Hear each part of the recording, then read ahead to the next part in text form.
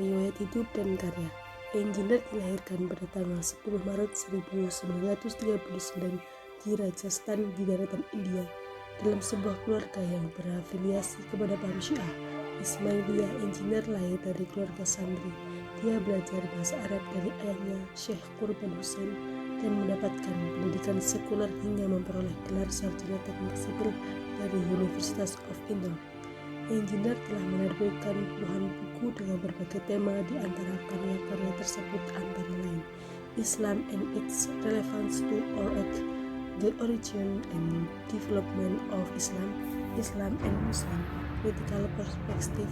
Selain itu, Engineer juga menulis beberapa artikel, beberapa surat kabar terkemuka di India seperti Times of India, Indian Express, The Hindu Daily, Telegram, and Indian Journal of Scholarism. Konsep Islam tentang teori pembebasan. Islam adalah sebuah agama dalam pengertian teknis dan sosial revolutif yang menjadi tantangan bagi yang mengancam struktur yang menindas pada saat ini. Adapun tujuan dasarnya adalah persaudaraan yang universal, kesejahteraan, dan keadilan sosial. Untuk itulah Islam sangat menekankan kesatuan manusia.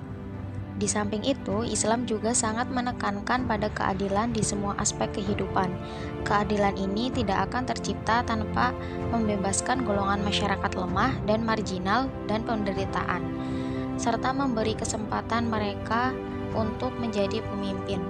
Oleh karena itu, Islam tidak ragu-ragu untuk mempercayakan kepemimpinan seluruh dunia kepada kaum mustad'afin, yakni kaum yang lemah. Hal ini ditegaskan Allah dalam Al-Quran. Dan kami hendak memberikan karunia kepada orang-orang yang tertindas di bumi Mesir itu, dan hendak menjadikan mereka pemimpin dan menjadikan mereka orang-orang yang mewarisi bumi. Quran Surat Al-Qasas ayat 5. Pemikiran Engineer tentang teologi pembebasan. Dalam sebuah artikel yang berjudul What I Believe, Engineer mengemukakan 3 pokok persoalan yang mendasari pemikiran. Pemikirannya yang pertama mengenai hubungan antara akal dan wahyu yang saling menunjang, kedua mengenai pluralitas dan diversitas agama sebagai keniscayaan, ketiga mengenai watak keberagaman yang tercermin dalam sensitivitas dan simpati terhadap penderitaan kelompok masyarakat lemah. Baginya, teologi adalah refleksi dari kondisi sosial yang ada. Dan dengan demikian, suatu teologi adalah konstruksi secara sosial. Lebih lanjut, menurut Engineer, tidak ada teologi yang bersifat eksternal, yang terlalu cocok dalam setiap kurun waktu dan sejarah. Menurut Engineer, pandangan teologi itu juga tidak netral. Ia mempunyai keberpihakan, apakah kepada status quo atau kepada perubahan. Dengan kata lain, teologi itu dapat menjadi instrumen pembebasan atau pembelenggu manusia. Semua itu tergantung kepada siapa yang mengkonstruksi dan menggunakannya. Keberpihakan teologi pembebasan sangat jelas, yaitu kepada mereka yang lemah dan tertindas. Jadi teologi pembebasan yang dipelopori Engineer ini merupakan usulan kreatif yang mengaitkan antara pentingnya paradigma baru dalam teologi yang memerangi penindasan dalam struktur sosioekonomi. Paradigma ini dilatar belakangi oleh banyaknya fenomena arogansi kekuasaan, ketidakadilan, penindasan terhadap kaum lemah, pengekangan terhadap aspirasi masyarakat yang banyak, diskriminasi kulit, bangsa atau jenis kelamin, penumpukan kekayaan dan pemusatan kekuasaan dalam realitas masyarakat kontemporer. Sumber inspirasi teologi pembebasan menurut Engineer adalah Al-Quran dan sejarah para Rasul dan Nabi Allah. Keberpihakan kedua sumber ini kepada kaum lemah tidak diragukan lagi. Al-Quran dengan jelas mengajarkan untuk menyantuni anak-anak yatim, orang-orang lemah, menegakkan keadilan, dan menekankan agar kapital itu tidak hanya berputar-putar di segelintir orang.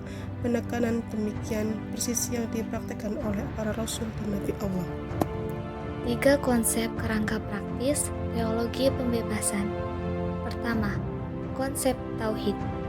Bagi Engineer, tauhid tidak hanya mengacu pada keesaan Allah, namun juga pada kesatuan manusia. Kesatuan bukan saja mengenai perkara akidah, tetapi adalah kesatuan dalam keadilan yang melintasi batas-batas keyakinan.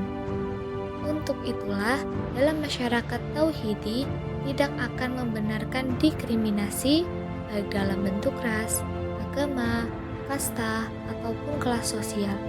Sebab pembagian kelas secara tidak langsung menegaskan dominasi yang kuat atas yang lemah. kelas yang satu menindas yang lain, ketidakadilan, tirani, dan penindasan. Yang kedua, konsep iman. Menurut engineer, kata iman berasal dari kata amanah, yang artinya selamat, damai, perlindungan, dapat diandalkan, terpercaya, dan yakin. Untuk itu, iman tidak hanya soal kepercayaan kepada Allah, tetapi orang yang beriman harus dapat dipercaya, berusaha menciptakan kedamaian dan ketertiban, dan meyakini nilai-nilai kebaikan dalam kehidupan. Yang ketiga, konsep jihad. Jihad bermakna perjuangan. Teologi membebaskan memaknai jihad sebagai perjuangan menghapus eksploitasi, korupsi, dan berbagai bentuk kezaliman. Perjuangan yang harus dilakukan secara dinamis dan istiqomah agar kezaliman yang dilakukan manusia itu sirna dari muka bumi. Pembebasan terhadap kaum wanita.